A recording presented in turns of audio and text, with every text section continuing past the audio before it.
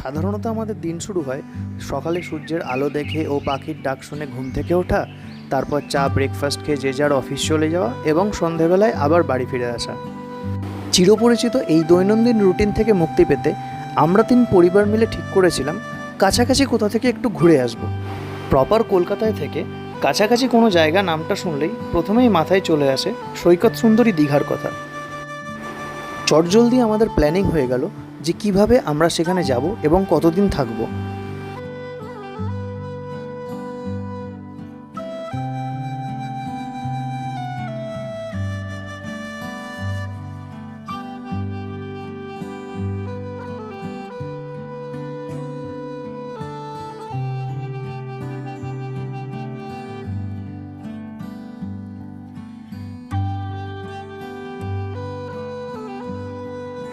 চটজলদি দীঘার প্ল্যান করলে যাওয়ার একমাত্র ভরসা হলো এসবিএসটিসি। দুর্ভাগ্যবশত আমরা একদম ভোরের বাসটি পাইনি। আমরা গেছিলাম সকাল 7টার বাসে, যেটি খড়দা থেকে ছেড়ে আসে এবং ডানলপ থেকে 7টার সময় বোর্ডিং করা যায়। আচ্ছা, এখানে এনার ইন্ট্রোডাকশান দিয়ে দিই। ইনি হলেন আমাদের ট্যুরের এক বিশেষ পার্সন। এরকম আরেকজন খুদে ম্যাডামকে পাবো যিনি জয়েন করেছিলেন দীঘায় গিয়ে। আমরা হোটেল নিয়েছিলাম ওল্ড দীঘাতে, কিন্তু ওল্ড দীঘার ব্যাক সাইডে যে এরকম একটি জায়গা রয়েছে তা এর আগে কখনো দেখিনি। এখানে এসে মনে হচ্ছিল দীঘা নয়, যেন দার্জিলিং বা কার্শিয়াংয়ে চলে এসেছি। আমাদের দীঘা পৌঁছাতে পৌঁছাতে প্রায় দুপুর 2-3টে বেজে গেছিলো, তাই তখন আর কোথাও বেরানো হয়নি। হোটেলে লাঞ্চ সেরে রেস্ট নিয়েছিলাম। সন্ধেবেলায় আমরা বেরিয়েছিলাম ওল্ড দীঘা মার্কেটটা ঘুরে দেখার জন্য। সত্যি বলতে দীঘা এমন একটা জায়গা যেখানে গেলে আপনি কখনো বোর হবেন না।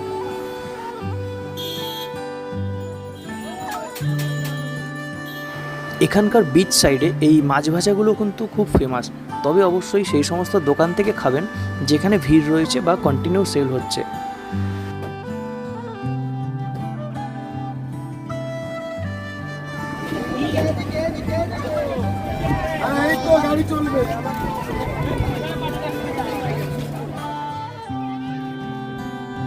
সারাদিন জার্নির পর এমনিই আমরা সবাই ক্লান্ত ছিলাম, তাই ওই দিন আর বেশি রাত করা হয়নি। আমরা হোটেলে ফিরে গিয়ে ডিনার করে শুয়ে পড়েছিলাম। পরদিন সকালে উঠে আবার বেরিয়ে পড়েছিলাম মোহনার উদ্দেশ্যে। চারপাশের পরিবেশটা দেখে কিন্তু মনে হচ্ছে না যে এটা দীঘায় আছি। ওল্ড দীঘা থেকে মাথাপিছু 10 টাকা ভাড়া দিয়ে আমরা চলে আসলাম মোহনার সমুদ্র সৈকতে।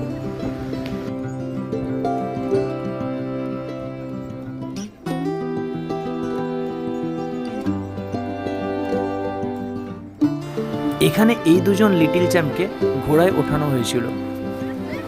ঘোড়ায় চড়ে এনারা কতটা আনন্দ পেয়েছে বলতে পারবো না, তবে আমার হঠাৎ করে একটা সিনেমার কথা মনে পড়ে গেল, তাই ব্যাকগ্রাউন্ডে মিউজিকটা দিলাম, কিন্তু কপিরাইটের ভয়ে বেশিটা দিতে পারলাম না। তবে ইউটিউবের সৌজন্যে এটাই আশা রাখবো যে এনারা যখন বড় হবেন তখন যেন এই ভিডিওটি আবার এনারা দেখতে পারেন।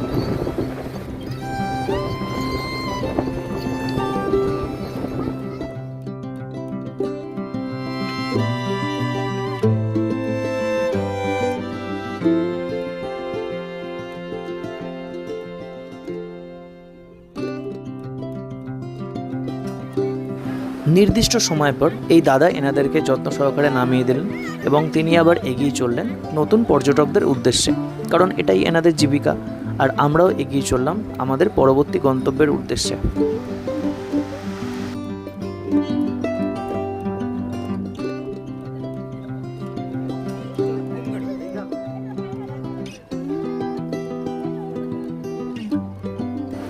দেখুন কাণ্ড, ঘোড়া থেকে নামার পর ইনি আবার এখানে দাঁড়িয়ে পড়েছে রাইড করবে বলে।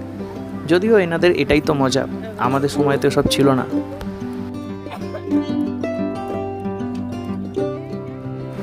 আপনারা মোহনায় আসলে অবশ্যই এই জায়গাটি একটু হেঁটে গিয়ে দেখে আসবেন। এই জায়গাটি অনেকটা ধানুষকোটির মতো করা হয়েছে।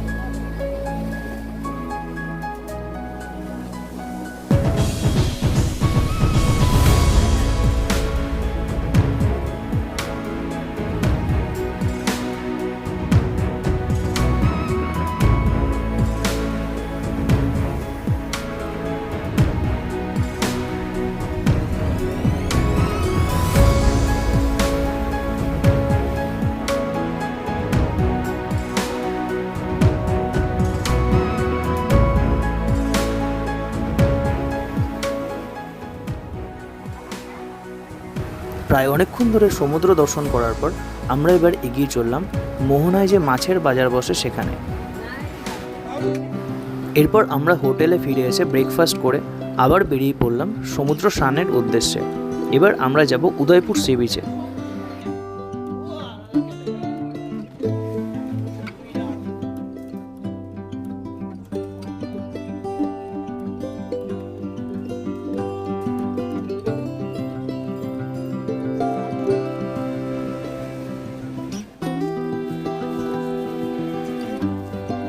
ওল্ড দীঘা থেকে উদয়পুর সি বিচে যেতে আমাদের মাথা পিছু ভাড়া লেগেছিল 40 টাকা করে।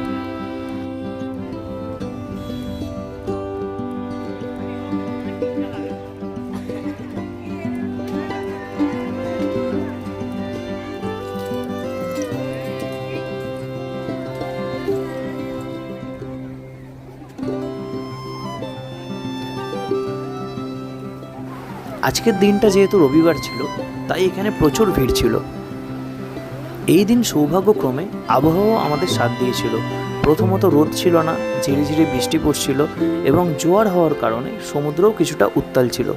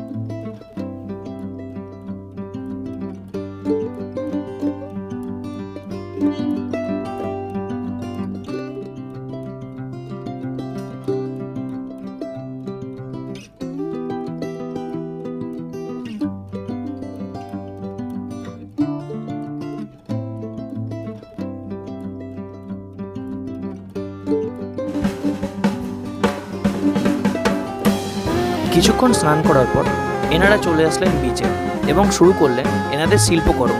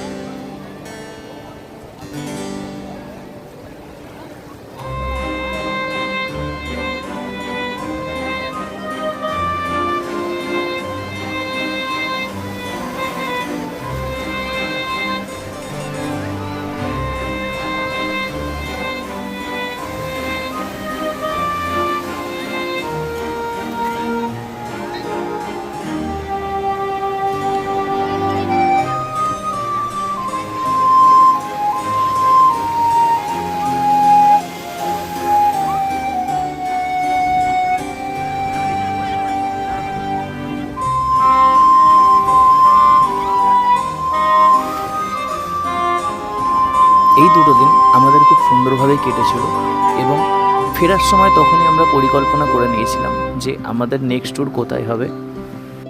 তাহলে আবার দেখা হবে নতুন এক জায়গায়, নতুন এক ভিডিওতে।